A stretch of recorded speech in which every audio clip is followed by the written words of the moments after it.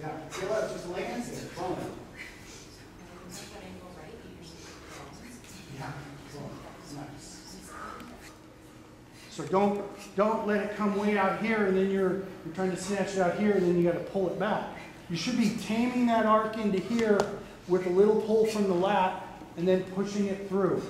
Again, coordinated with, boom, stepping down. If your heel comes up, boom, this is the time the heel comes down. Okay, so try that low, medium, high. High is going to be about forehead level with a little bit of bend in the elbow, a little bit of rotation, and then you punch it through. Okay, at the top. Boom.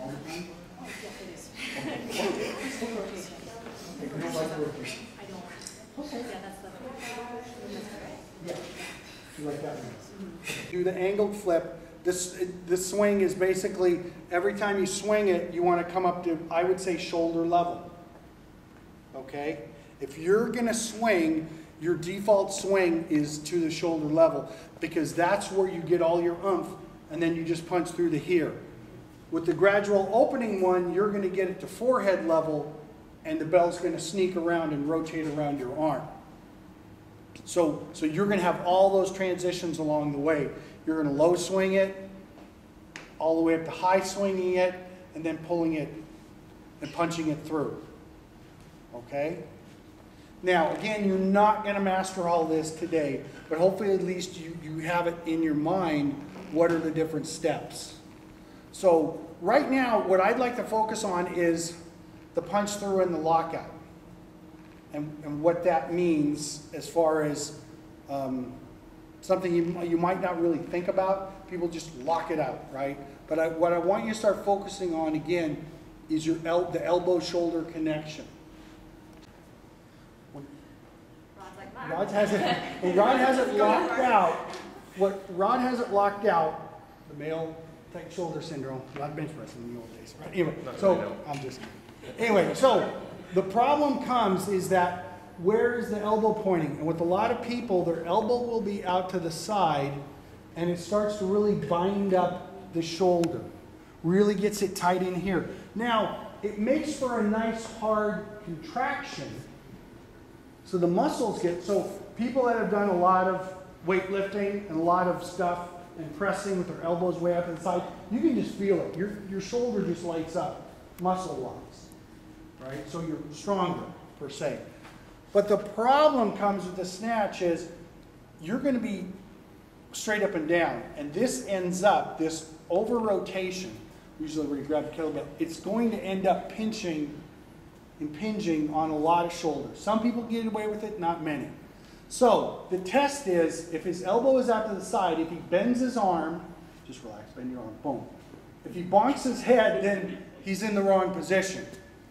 If his elbow is more forward and he bends his arm and he does a back scratcher, that's probably a little better on your shoulder. Can everybody feel that? The difference. The other thing is, if you're rotated out here like this, now you've kind of taken the lat out of it. Make a fist. And if I give you a little jar, you feel that in your shoulder.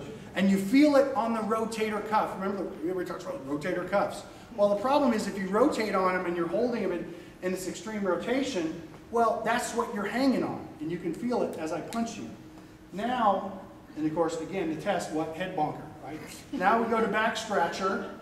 Now, feel how the lat now does its job as support, right? So now, when you lock out, you can almost relax your arm a bit, just, when you hold it. But, but what I'm saying is, the load goes more to your shoulder, and it's to your lat, and you're not so tense and bound up in the shoulder.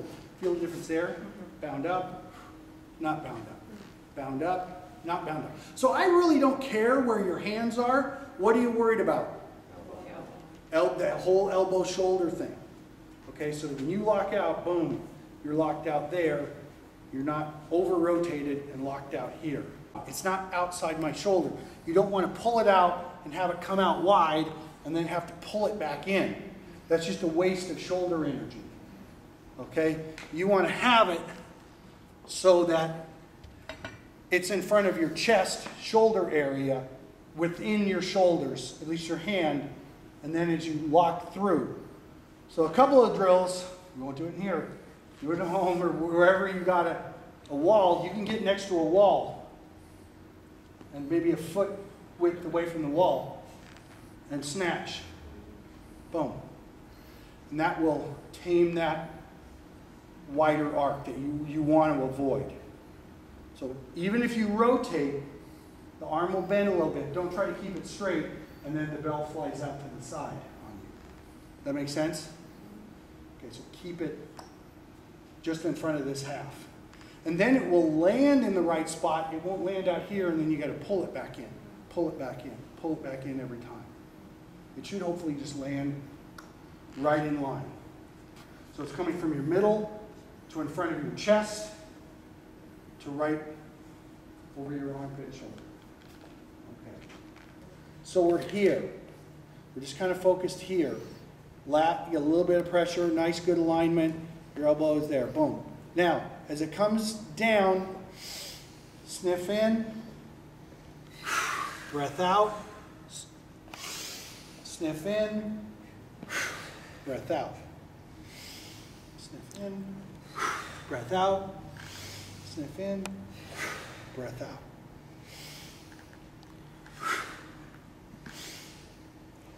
Okay, that is the 2-cycle breathing. What Misha and I teach is the basic, for all beginners, kind of intermediate, is the 2-cycle breathing. The more advanced lifters who do the snatching with heavier weights feel that basically you need more oxygen and energy and stuff. And so you will get in a 3-cycle breathing where there will be 2 cycles down here, one here, and then 1 cycle up here. So it's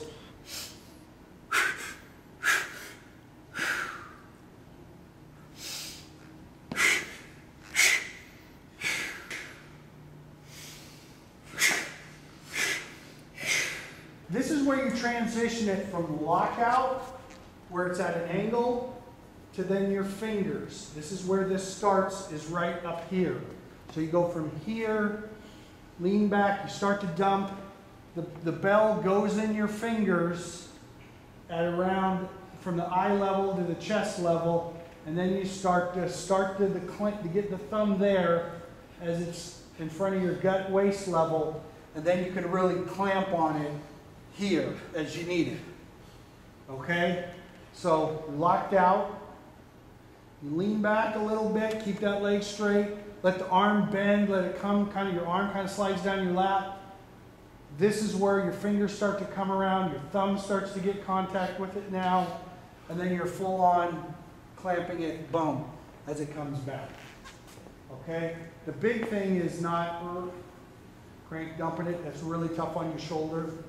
It's coming underneath, just at a 45, having that slight flick of the thumb, in a sense, to get that bell from here to jump to there. The bell is going to be here in lockout, and then it's going to go right into your fingers as you're transitioning it. Okay. Here, and everybody will be a little bit different, but lean back, let your arm kind of slow down absorb some of that power, and then you just get ready to clamp it. The thumb comes down, and then you turn and you go under. It's a reverse, 45, 30, level, turn. But here's the big thing, watch this. If you let the bell come straight down, where is it headed for? Oh, no, I'm just talking about my hand is 45, yeah, okay, 30. 40, 45, 30-ish angle. Yeah. Lean, let it come down, and then it's going to be in your fingers. Right now, it should be in your fingers. Yeah. And then as it comes around your waist level, boom, this is where your thumb starts to have action. And then as it's squeezing, boom, that's where you're squeezing it hardest, is down below. But get the thumb on it up here. And then as it comes down, then you can really apply the power. It sits down, your wrist rotates up, lean back. Have your other hand up in front of you too. That helps you lean back, wherever it is. It's okay, but anyway, right there. Feel that against your lat. And then as you grab it, it'll be relatively in front of your belly button stomach area, and then clamp it as it comes behind you. So get a light bell, do about 3 or 4 drops on each side. Just get it up there.